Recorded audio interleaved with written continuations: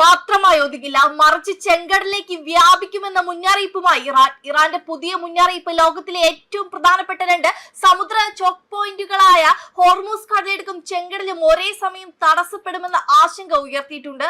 ഇത് ആഗോള ഊർജ്ജ വിതരണത്തിനും വ്യാപാരത്തിനും ഭീഷണിയാണ്. അഞ്ചാം ദിവസവും പശ്ചിമേഷ്യയിലെ US താവളങ്ങൾ ലക്ഷ്യമിട്ട് ഡ്രോൺ മിസൈൽ ആക്രമണം തുടരുകയാണ് ഇറാൻ. കുവൈറ്റിന്റെ വിവിധ ഭാഗങ്ങളിൽ തീപിടുത്തമുണ്ടായി സൈന്യം അറിയിച്ചു. ആളപായമില്ല. ബഹ്റൈനിലെ US സേനയുടെ ആയുധശാല, ഇന്ധന സംഭരണ കേന്ദ്രം എന്നിവ ആക്രമിച്ചതായി ഇറാൻ അവകാശപ്പെട്ടു. കുവൈറ്റിലെ അലി അൽ സലൈം ബേസിലെ US സേനയുടെ റഡാർ സംവിധാനങ്ങൾ, പാട്രിയറ്റ് പ്രതിരോധ സംവിധാനം, ഇന്ധന ടാങ്കുകൾ എന്നിവ ലക്ഷ്യമിട്ടതായി സൈന്യം സംസ്ഥാന മാധ്യമങ്ങൾ നടത്തിയ പ്രസ്താവനയിൽ പറഞ്ഞു. മറ്റൊരു ആക്രമണ പരമ്പരയിൽ ബഹ്റൈനിലെ ഷെയ്ഖ് ഇസ ബേസിൽ US സേന ഉപയോഗിക്കുന്ന സൂപ്പർ ഹോക്ക് റഡാറുകൾ, പാട്രിയറ്റ് ഇൻസ്റ്റാളേഷനുകൾ എന്നിവ ഉൾപ്പെടെയുള്ള ആശയവിനിമയ റഡാർ സംവിധാനങ്ങളെ ലക്ഷ്യമിട്ടാണ് ഡ്രോണുകൾ ആക്രമണം നടത്തിയതെന്നാണ് സൈന്യം പറഞ്ഞത്. നേരത്തെ കുവൈറ്റിനെതിരെയും ആക്രമണങ്ങൾ നടന്നിരുന്നു. സീറ മുൻകൂർ മുന്നറിയിപ്പ് റഡാറും അലി അൽ സലൈം എയർബേസിലെ US സൈനിക കേന്ദ്രവും ലക്ഷ്യമിട്ടതായും അറിയിച്ചു. അതേസമയം ഇതിനിടെ ഇറാനെതിരെ അമേരിക്കൻ സേന രണ്ടാം ഘട്ട ആക്രമണം ആരംഭിച്ചിട്ടുണ്ട്. ഹോർമൂസ് കടലിടുക്കിലൂടെയുള്ള കപ്പൽ ഗതാഗതത്തിന് ഭീഷണിയാകുന്ന സൈനിക കേന്ദ്രങ്ങളാണ് ലക്ഷ്യമിടുന്നതെന്നാണ് US സെൻട്രൽ കോം അറിയിച്ചത്. US പ്രസിഡന്റ് ഡൊണാൾഡ് ട്രംപിന്റെ നിർദ്ദേശപ്രകാരം കിഴക്കൻ സമയം വൈകിട്ട് 3-നാണ് രണ്ടാം ഘട്ട ആക്രമണം നടന്നത്. ഇതിന് പിന്നാലെ തെക്കൻ ഇറാനിയൻ നഗരങ്ങളായ അഹ്വാസ്, ചബഹാർ എന്നിവിടങ്ങളിൽ സ്ഫോടനങ്ങൾ നടന്നതായ റിപ്പോർട്ടുകൾ ഉണ്ടായിരുന്നു. എന്നാൽ ഇത് അമേരിക്കൻ ആക്രമണത്തിന്റെ ഫലമാണോ എന്ന് വ്യക്തമായിരുന്നില്ല.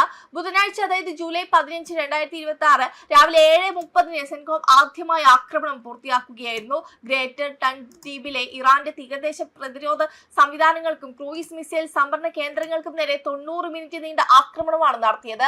കൃത്യതയാർന്ന ആയുധങ്ങൾ ഉപയോഗിച്ചായിരുന്നു ആക്രമണം. ലോകത്തെ ഏറ്റവും പ്രധാനപ്പെട്ട സമുദ്ര വ്യാപാര പാതകളിൽ ഒന്നാണ് ഹോർമൂസ് കടലിടുക്ക്. ഇവിടെയുള്ള ഇറാന്റെ സ്വാധീനം കുറയ്ക്കുക എന്നതാണ് അമേരിക്കയുടെ പ്രധാന ലക്ഷ്യം.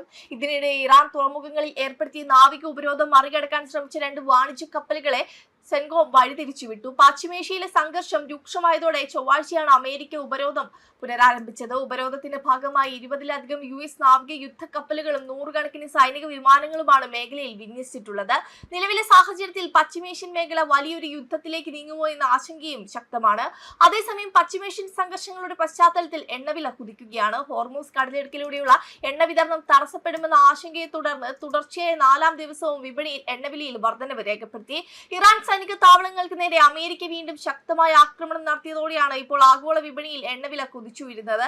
ഇറാന്റെ തുറമുഖങ്ങൾക്ക് മേൽ US നാവിക ഉപരോധം ഏർപ്പെടുത്തിയതിന് പിന്നാലെ ബുധനാഴ്ച ഇറാൻ തീരദേശ പ്രതിരോധ കേന്ദ്രങ്ങൾക്കും മിസൈൽ സെന്ററുകൾക്കും നേരെ അമേരിക്കൻ സൈന്യം ആക്രമണം നടത്തിയിരുന്നു. ഇതിന് മറുപടിയായി മേഖലയിൽ നിന്നുള്ള എണ്ണ കയറ്റുമതി പൂർണ്ണമായി തടയുമെന്ന് ഇറാനും ഭീഷണിപ്പെടുത്തി. അന്താരാഷ്ട്ര വിപണിയിൽ ബ്രന്റ് ക്രൂഡ് വില 0.4% ബാരലിന് $85.28 US വെസ്റ്റ് ടെക്സസ് ഇന്റർമീഡിയറ്റ് വില 0.5% വർദ്ധിച്ച് ബാരലിന് $80.02 ആവുകയും ചെയ്തു.